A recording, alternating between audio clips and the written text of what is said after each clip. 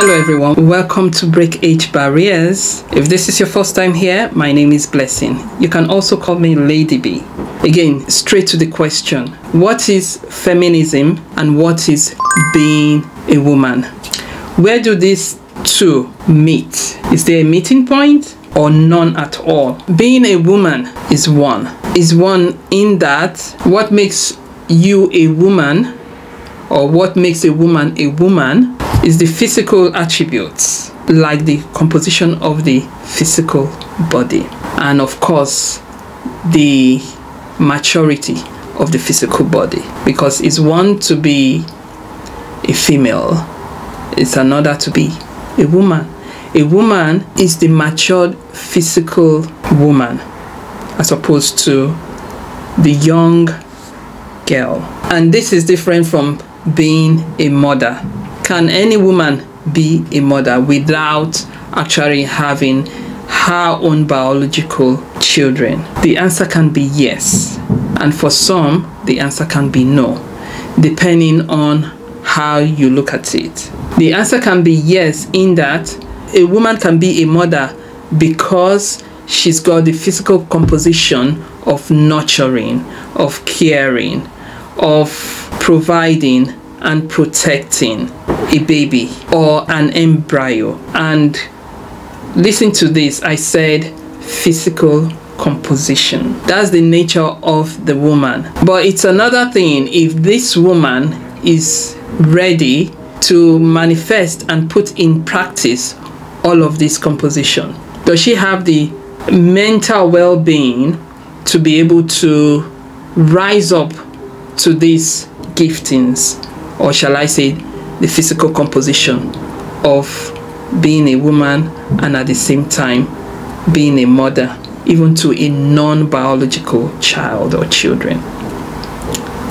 So a woman does have all that composition, but again, the mental well-being of that woman will determine if it's a yes or a no. Is she ready? Is she willing?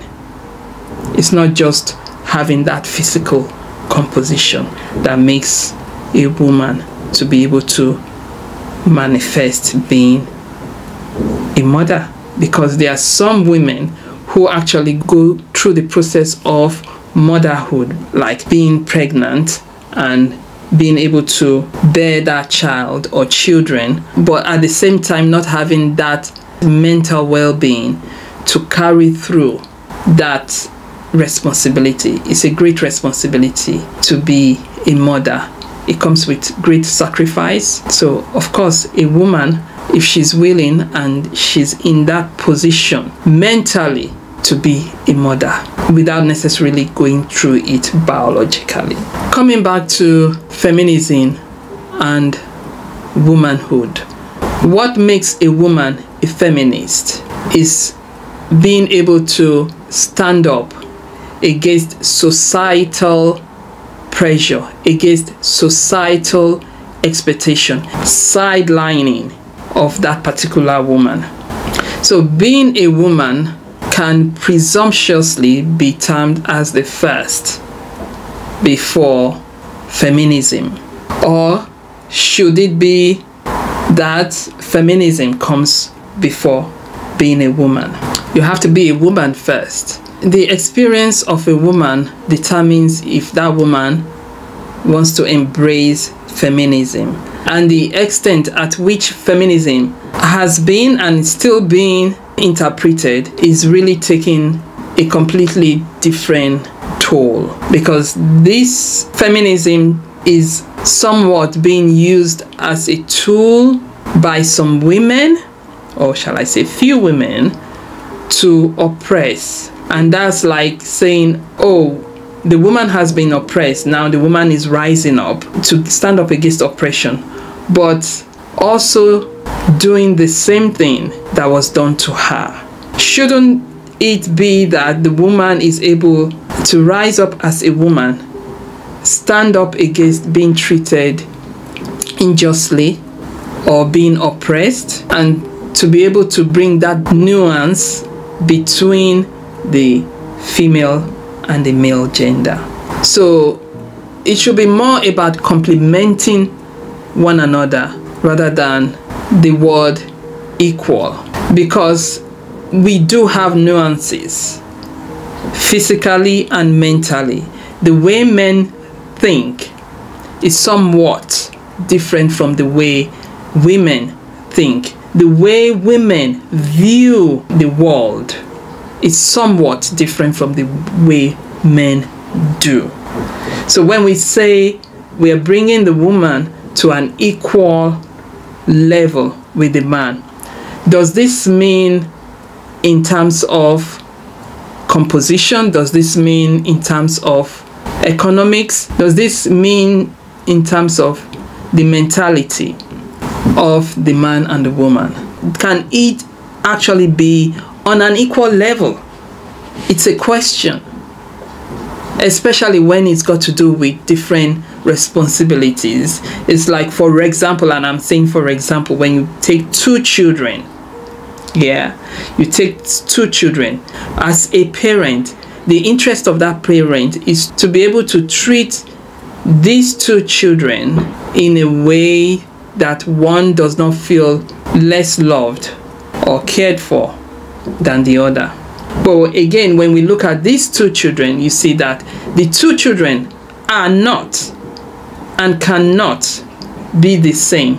Why? Because they both have different giftings. One child might be good in a certain area and the other child might not be good in the same area as the first, but be good in other areas. So what we should be fighting on as supposedly feminist should be the economical equality. So for example, where a man is able to be offered employment, a woman also should be able to be offered that employment as long as she is capable of doing so. So it should not be in terms of, oh, you are a woman, we know you can do the job, but sorry, we can't give you the job because you're a woman. We'll rather prefer to give it to a man.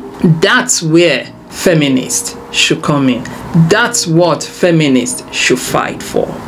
The equal treatment of both the female and the male gender.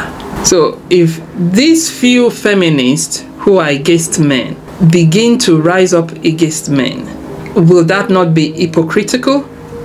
Will that not be repeating the same disease between the female and the male gender in a circle?